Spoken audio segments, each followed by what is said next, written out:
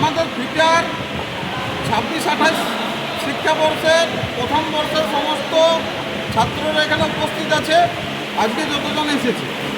তো আজকে আমরা টুলস এবং তাদের নাম এবং কিছু কিছু টুলসে তাদের বিভিন্ন অংশের নাম অর্থাৎ পার্টসের নাম নিয়ে আলোচনা করি। তো এই যে আমার হাতে যেটা দেখতে পাচ্ছ, এইটা হচ্ছে স্কোয়ার ফাইল। স্কোয়ার ফাইল মানে এটা ফাইলটার আকারটা হচ্ছে বর্গাকার, আর বর্গক্ষেত্র মানে স্কোয়ার আমরা জানি। তাহলে যেটা হয়ে যাচ্ছে সেটাকে এইদিকে রেখে দিচ্ছি।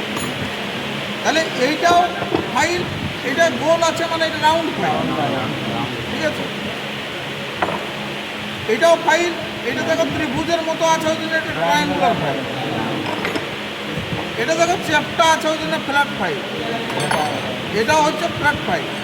তবে এগুলোর পরে আমি আর একদিন বলবো ফাইলের যে গ্রেড হয় এবং শেপ গ্রেড এই অনুযায়ী ফাইলকে বিভিন্ন শ্রেণীতে অন্তর্ভুক্ত করা হয়, সেটা এখন বলতে গেলে ভিডিওটা দীর্ঘায়িত হবে, তার জন্য আমি এখন বলছি না। তো এটা রেখে দিলাম। তাহলে ফাইল আমাদের এগুলো হলো। এটা হচ্ছে হ্যান্ড ভাইস, তো এটা রেখে দিলাম। এটাকে বলে ডিভাইডার, এটাকে বলে সেন্টার পাঞ্চ, এটাকে বলে ম্যালেট হ্যামার যেহেতু কাঠের। এটা হচ্ছে বলপিন হ্যামার। বলপিন হ্যামারের এই দিকটাকে বলা হয় ফেস, এই দিকটা বল। হ্যাঁ, মানে বল যেহেতু বলের মতো পিন আছে, এই দিকটাকে পিন বলে, এটা ফেস এটা পিন। তাহলে বলের মতো সেম আছে ওই জন্য বলপিন হ্যামার। এইটাকে বলে চিক, এইটাকে বলে গ্রুপ, আর এইটাকে বলে আই হোল, এইটাকে বলে হ্যান্ডেল, ঠিক আছে। এটা ক্রো হ্যামার, এইটা হচ্ছে নাইলন হ্যামার। হ্যাঁ, কোনো সিট মেটাল বা কোনো নরম যে ধাতুটা, নরম ধাতু বা সিট মেটাল ওইসবের উপর কাজ করে সোজা করার কাজে এইভাবে ব্যবহার করা হয় যদি বাঁকানো হয়। এইবারে nylon hammer, nylon nylon NYLON nylon. এইটার নাম হচ্ছে 100। এর একটু পার্টসগুলো নিয়ে আলোচনা করে দিই। এইটাকে বলে হ্যান্ডেল, এইটা ফ্রেম, এটা প্লেট, এগুলো পিন, এইটা হচ্ছে উইন্ডার, এইটা হচ্ছে গ্লাইডিং স্ক্রু, ঠিক আছে হয়েছে। আর এইটা ওয়াশার, ঠিক আছে। এবার এটা দুটো পার্ট আছে দেখো। এইটা এগুলো একসঙ্গে এটাকে কম্বিনেশন সেট বলে। হ্যাঁ, তো এইগুলো আমাদের এখানে লাগানো থাকে, এখন খোলা আছে। তো দেখো এই কম্বিনেশন সেটের যে স্টিল রুলটার, এই স্টিল রুলটার মধ্যে পার্থক্য আছে। দেখো স্যার একই তো দেখাচ্ছি, কী পার্থক্য আছে? তাহলে দেখো এটা মোটা আছে বলছো, এর পিছন দিকটা ঘুরাচ্ছে।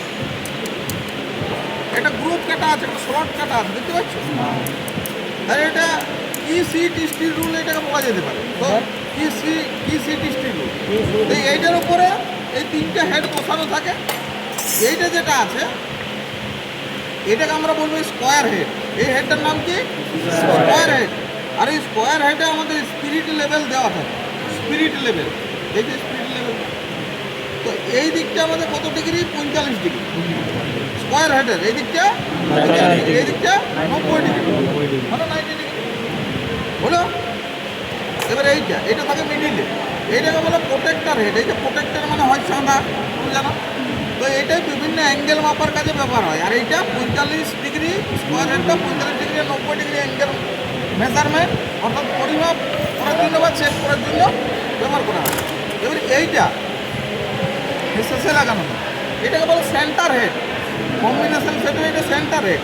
এটা কী করে? এখানে কোনো গোলাকার জিনিসকে বসিয়ে তার মিড পয়েন্ট বা সেন্টার পয়েন্ট মার্কিং করার জন্য ব্যবহার করা হয়। এটা হলে কম্বিনেশন সেট হয়ে গেল। তাহলে কম্বিনেশন সেটের কোটা হেড হলো স্কোয়ার হেড, প্রোটেক্টর হেড আর সেন্টার হেড, ঠিক আছে। এবারে এই যে স্টিল রুল, এইটা আমাদের 1 ফুটের স্টিল রুল, 1 ফিটের। এবারে 1 ফিট মানে কত? 12 ইঞ্চি। এই যে 12 ইঞ্চি নিচে থাকবে, দেখবে। আর এই দিকটা থাকে কি সেন্টিমিটার মিলিমিটার। তো দেখো এই 30 সেন্টিমিটার, কিন্তু স্ট্যান্ডার্ড হিসাব তোমরা গুগলে পাবে 30.48 সেন্টিমিটার। গুগলে যদি করো, হ্যাঁ গুগলে সার্চ করো 30.48 সেন্টিমিটার পাবে, কিন্তু স্টিল রুল আমাদের 30এই দেওয়া থাকে। আর 30 সেন্টিমিটার, তো 1 সেন্টিমিটার যদি 10 mm হয় আর 30 সেন্টিমিটার কত mm? 300 mm। 30 ইন্টু 10 মানে 30। এইবার দেখো, যদি স্টিল রুলের তোমাদের কোনো ড্রিল বিট যখন থাকে, সেই ড্রিল বিটের যে মাথার দিকে অর্থাৎ যে স্যাঙ্ক পোর্শনটায় বিভিন্ন সময় আমাদের 1-2 ইঞ্চি, 3-4 ইঞ্চি, 1-8 ইঞ্চি ইত্যাদি থাকে, তাহলে ওইটাকে এমএমে কনভার্ট করতে গেলে কী করতে হবে? ওই ভগ্নাংশটা গুণিত 25.4 করলে বেরিয়ে যাবে। আর যদি করলে তুমি রাফে পেয়ে গেলে কত এমএম হলো। আর যদি না করতে পারো, পারবে সবাই, যদি না পারো তখন এই স্টিল রুলের পিছন দিকে দেখবে সব হিসাবে লেখা আছে। ঠিক আছে, এই যে দেখো